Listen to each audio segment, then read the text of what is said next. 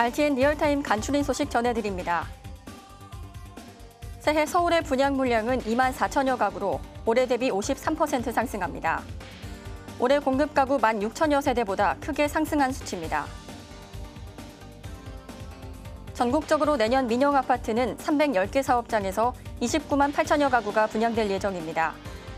올해 분양 물량과 비교해서 20.6% 줄어든 수치입니다. 12월 셋째 주 아파트 매매 가격이 보합세를 유지했습니다. 15일 미국 금리가 상승됐고 대출 규제 정책과 공급 과잉에 대한 우려로 변동사항이 없는 상황입니다. 전용 면적 85제곱미터 초과 서울 중대형 아파트의 가격 회복이 더딘 상황입니다. 이는 85제곱미터 이하 중소형 아파트의 가격 상승세와 대비됩니다.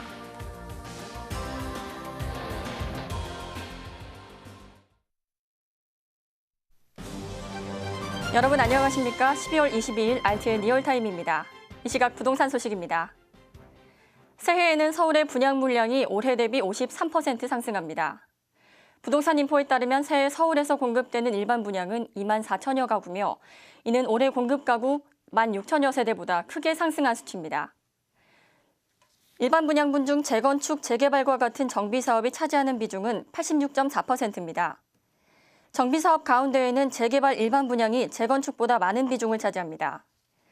재개발 비중 증가는 최근 분양시장 호조에 따른 영향이 있지만 철거와 멸실, 지연과 같이 불가피하게 분양 시기가 늦춰진 곳이 많기 때문으로 부동산인포는 분석했습니다. 부동산인포는 다양한 정책적인 변수로 분양시장 환경이 좋은 편은 아니라고 분석했습니다. 특히 서울의 경우 11.3 부동산 대책 조정지역에 선정됐습니다. 강남 4구는 전매가 금지되거나 정책적으로 전매 제한이 강화되어 분양시장 활성화에 어려움이 있습니다. 그럼에도 분양 물량이 늘어나는 만큼 다양한 일반 물량이 나올 것으로 내다봤습니다. 전국적으로 내년 민영 아파트는 310개 사업장에서 29만 8천여 가구가 분양될 예정입니다. 올해 분양 물량과 비교해서 20.6% 줄어든 수치입니다. 부동산 114에 따르면 공급 유형별로는 전체 물량 가운데 39.5%에 해당하는 11만 8천여 가구가 재건축, 재개발 분양 예정입니다. 지역별로는 수도권이 15만 6천여 가구, 지방 14만 1천여 가구가 분양됩니다. 부동산 114는 11.3 부동산 대책과 같은 정책, 공급 과잉 논란이나 금리 인상과 같은 대외 리스크가 분양 물량에 영향을 주고 있다고 분석했습니다. 여기에 2015년 통과된 부동산 3법의 영향으로 재건축, 재개발 사업에 속도를 내는 상황이라고 밝혔습니다. 12월 셋째 주 아파트 매매 가격이 보합세를 유지했습니다. 15일 미국 금리가 상승됐고 대출 규제 정책과 공급 과잉에 대한 우려로 변동이 없는 상황입니다. 지역적으로는 수도권과 지방 모두 보합으로 유지됐습니다.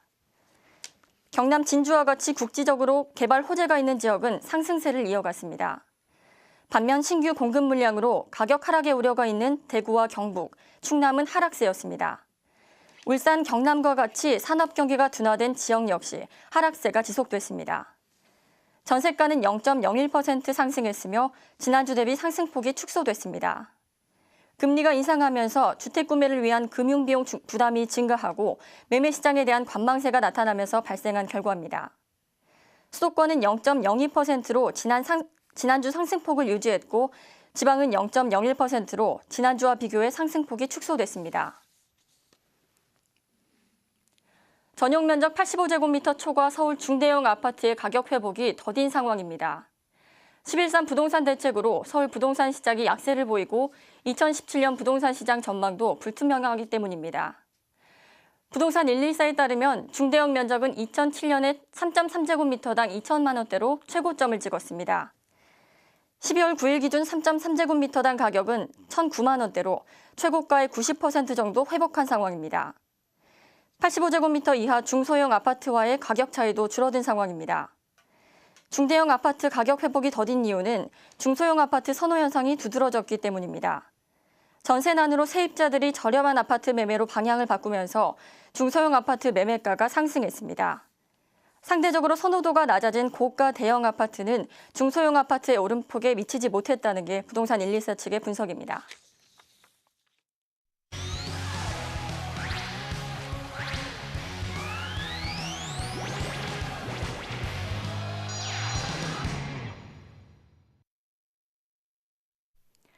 최근 국토교통부에 따르면 개인들이 임대사업용으로 등록한 주택 수가 2014년보다 작년에 10만 가구가 급증한 것으로 나타났습니다.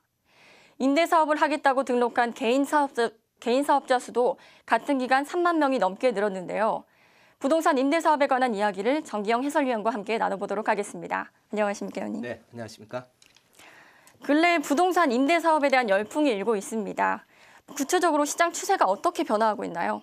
네, 요즘에 그 초저금리 시대에 또 부동산 경기가 상당히 그 화랑세를 보이고 있습니다.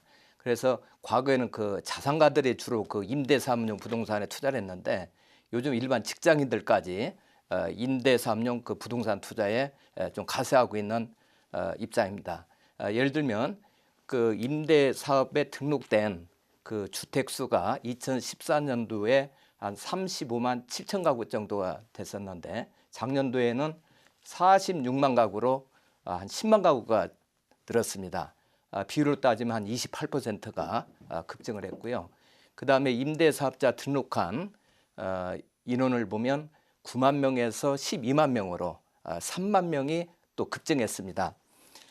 그래서 요즘에는 그 과거의 임대사업자들은 자기 그 소득이 노출되는 것을 두려워해서 실제 임대사업자 등록을 하면 여러 가지 세제 혜택이 있습니다만은 제대로 등록을 하지 않고 음지에서 주로 사업을 했었는데 이제는 양지로 좀 나오고 있는 추세다 이렇게 볼 수가 있습니다. 그리고 세입자들이 그 연말에 그 근로자 그 소득 정산할 때 자기 그 월세 낸 것은 신고를 하면 10%만큼 또 세 공제해 주는 효과가 있습니다. 그렇게 신고를 하게 되면 또 이쪽에 그 임대 사업자들은 당연히 또 소득이 노출이 되고 그래서 점점 표면화되고 있다 이렇게 볼 수가 있고요. 또 한 가지는 그 수요가 많이 뒷받침되고 있는데 과거에는 전세가 주종을 이루고 월세가 많지 않았는데 요즘에 계속 월세로 전환이 되고 있습니다. 그래서 지금 1975년도부터 이 통계가 집계되기 시작했는데 통계 집계 이래로 처음으로 지금 월세 비율이 전세 비율을 넘어섰습니다. 전체 그 주택 가구 수 대비 한 22% 정도가 지금 월세 비율이고요. 전세 비율은 한 15% 정도가 되겠습니다. 또 한 가지는 그 1인 가구가 급증하고 있습니다. 5년 전에 비해서 지금 한 100만 가구가 더 급증을 해서 한 총 500만 가구 정도가 1인 가구입니다. 그리고 1, 2인 가구 전체를 보아도 현재는 4가구 중에 1가구 정도가 1, 2인 가구다. 그래서 이러한 수요가 뒷받침이 되면서 지금 사회 양상이 그 임대사업자가 급속히 늘어나고 또 표면화돼서 등록을 하고 있다. 이렇게 분석이 됩니다. 네. 그러면 이렇게 임대사업이 급증한 이유는 무엇이라고 보십니까?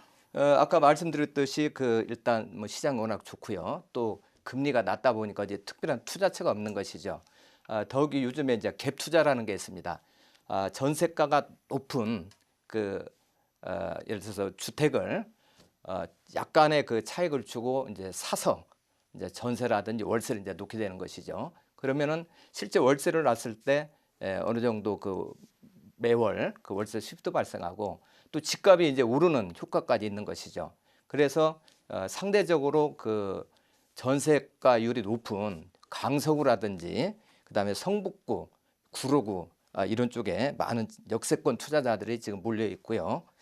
그다음에 그 월세 주택이 늘어난 또 하나의 이유는 아까 말씀드렸듯이 전세가 월세로 많이 전환된다고 했는데 이럴 때 그 월세 전환율이라는 게 있습니다.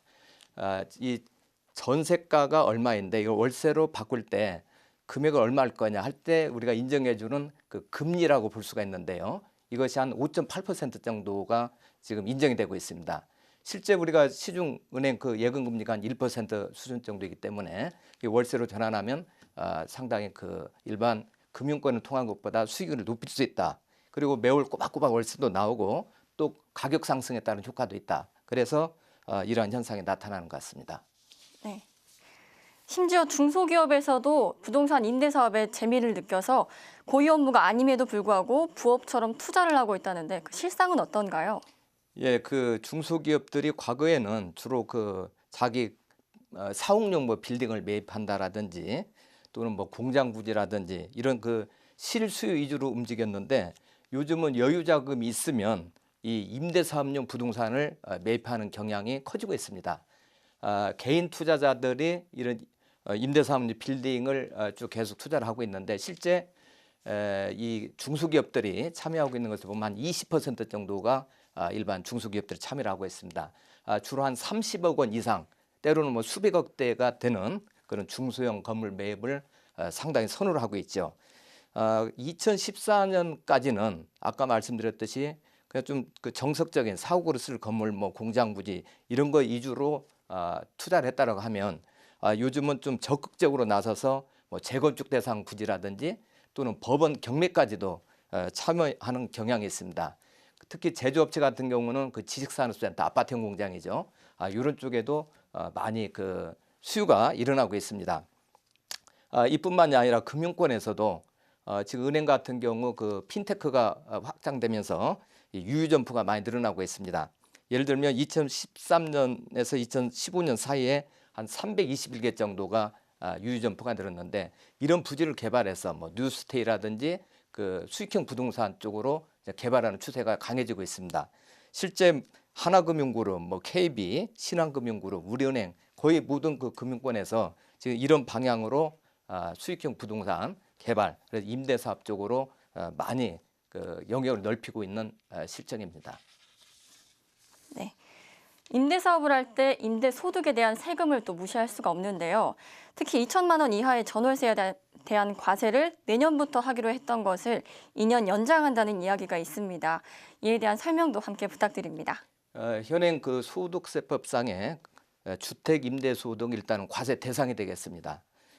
그런데 기준 시가가 그 1억 원 이하인 경우는 한 주택만 가지고 있을 때는 일단 과세를 하지 않고 있죠. 그러면 두 주택 이상일 경우는 그 임대 소득에 대해서 당연히 과세를 해야 되는데 한시적으로 원래 금년 말까지 연간 월세 소득이 임대 소득이 2천만 원 이하인 경우는 과세를 하지 않는다. 그래서 내년부터 과세를 하는 것으로 했었는데 지난번에 아직은 좀 여러 가지 문제점이 있다. 그래서 2년간 더 연장을 하게 됐습니다. 그래서 2018년 말까지는 두 주택 이상이더라도 2천만 원 이하, 연간 2천만 원 이하의 월세 소득이 있는 경우는 일단 과세를 하지 않는 것으로 연장이 됐죠. 실제 연간 2천만 원이라고 하면 월세로 따지면 매월 한 166만 원 꼴이 되겠습니다. 그런데 지금 그 실질적으로 좀 과세를 할 경우에 이 임대 소득에 대한 그 세금 문제를 떠나서 그동안에 더욱 우려를 했던 것이 뭐냐면 이런 소득이 발생하면 건강보험료를 이제 또 내야 됩니다. 근데 건강보험료 수준이 이런 세금보다 한 대여섯 배가 높게 됩니다. 예를 들어서 5억 원짜리 주택 두 채를 가지고 임대 사업을 한다.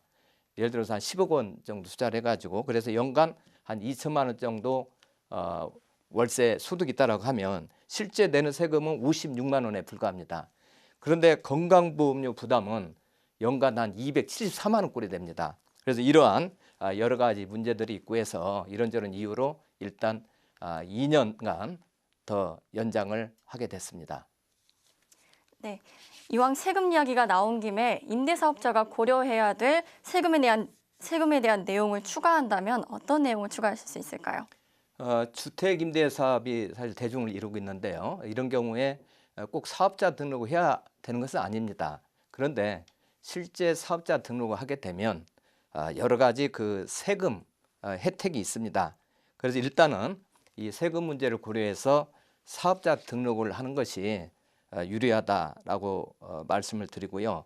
또 5년간 예를 들어서 그 임대 사업을 하고 그 주택을 팔 경우에는 그 양도세를 면제가 됩니다. 양도세가 이러한 것뿐만이 아니라 뭐 취득세라든지 재산세, 종합부동산세 이런 여러 가지 혜택이 있는 것이죠.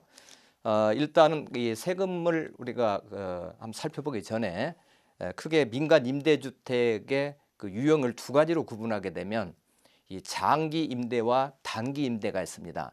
장기 임대는 한 8년 이상으로 하는 것인데 한 중공공 임대라고 합니다. 왜냐하면 정부에서 이게 뭐 여러 가지 세금 혜택 같은 걸 주면서 그 대신 그 임대료에 대한 인상이라든지 약간의 그 제재를 하는 게 있습니다. 그래서 100% 공공은 아니지만 준공공이라고 이제 표현하고 있고요.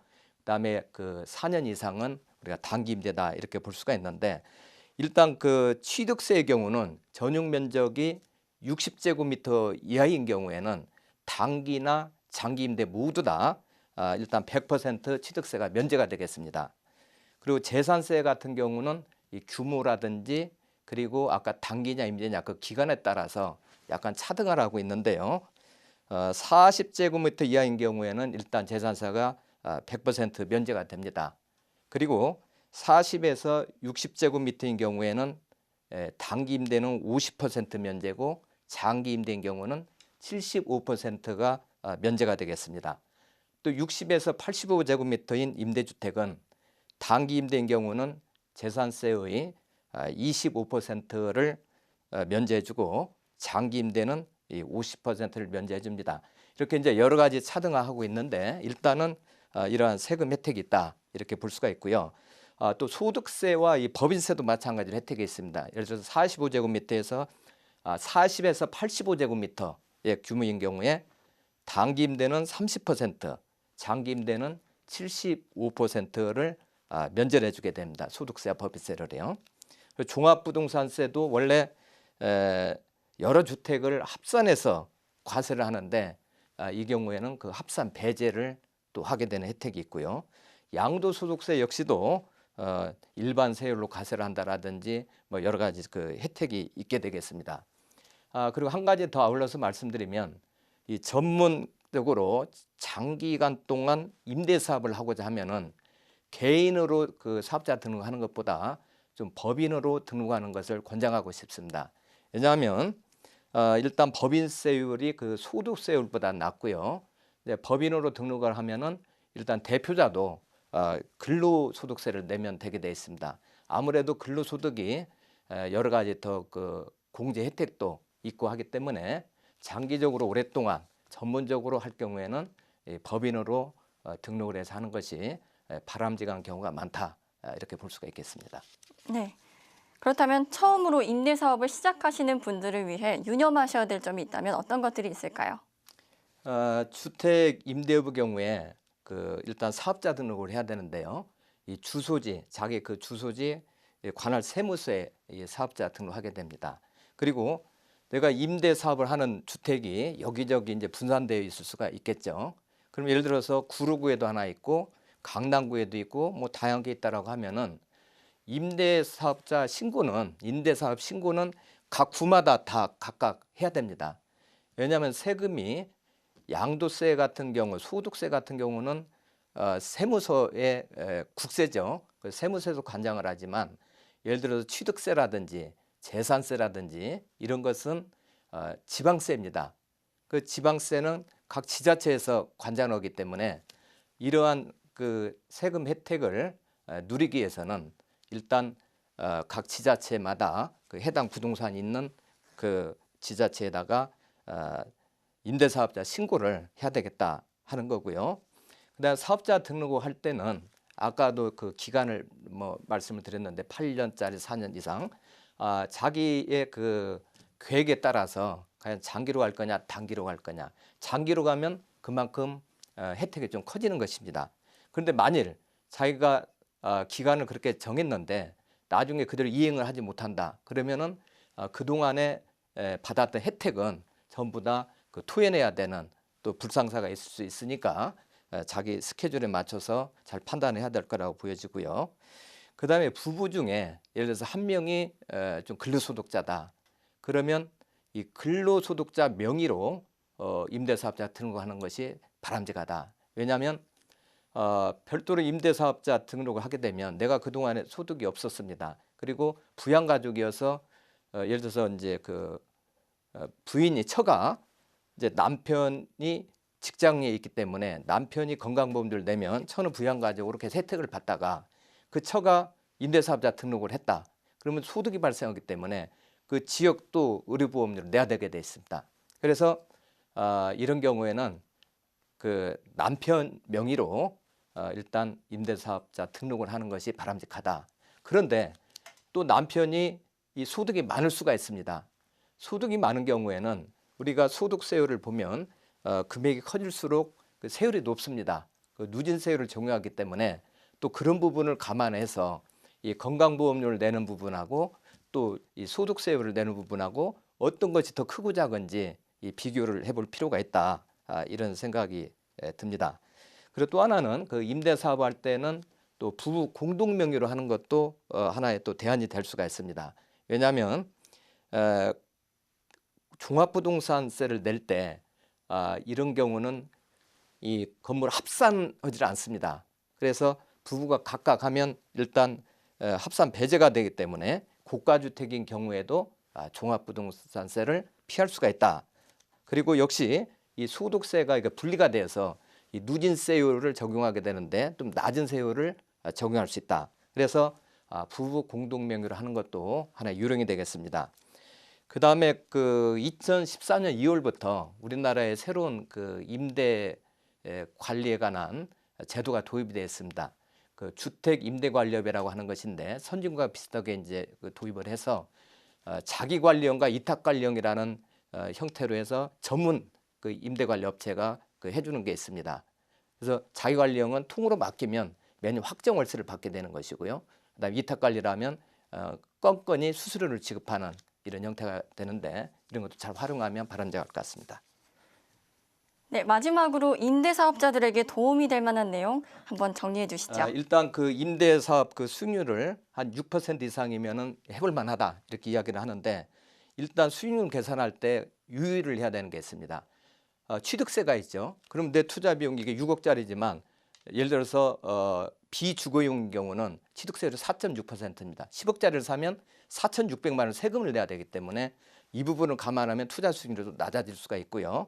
또 각종 도배라든지 장판, 수리비 이런 게 있지 않습니까? 이런 유지보수비, 또 중개수수료, 그리고 공실이 어느 정도 발생했다. 10% 발생하면 그만큼 수익률이 10%가 또 줄어드는 겁니다. 그래서 이런 부분을 잘 따져서 수익률을 산정해야 되고요. 그 다음에 그 필요경비 부분이 있습니다. 여러 가지 관리임금이라든지 공과금, 수선비 이런 여러 가지를 해서 나중에 세금을 혜택을 좀 받도록 하고요.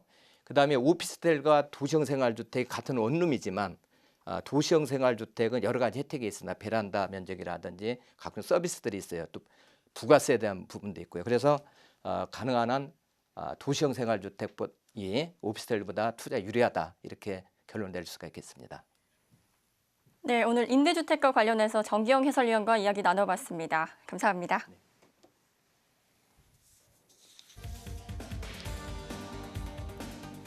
국토교통부는 경북 상주시와 영덕군을 연결하는 107.6km 왕복 4차로 고속도로를 오는 23일에 개통한다고 밝혔습니다. 이에 따라 앞으로는 서해안의 충남 당진에서 경북 영덕까지 고속도로를 타고 한 번에 갈 수 있게 됩니다. 이번 개통으로 상주에서 영덕까지 기존 국도를 이용했을 때보다 통행거리가 52.1km 단축되고 통행시간도 1시간 20분 정도 줄어들어 연간 1,510억 원의 물류비용이 절감됩니다. 또한 열악했던 교통 여건이 개선됨에 따라 관광산업 발전 등 지역경제 활성화를 기대할 수 있다고 전했습니다.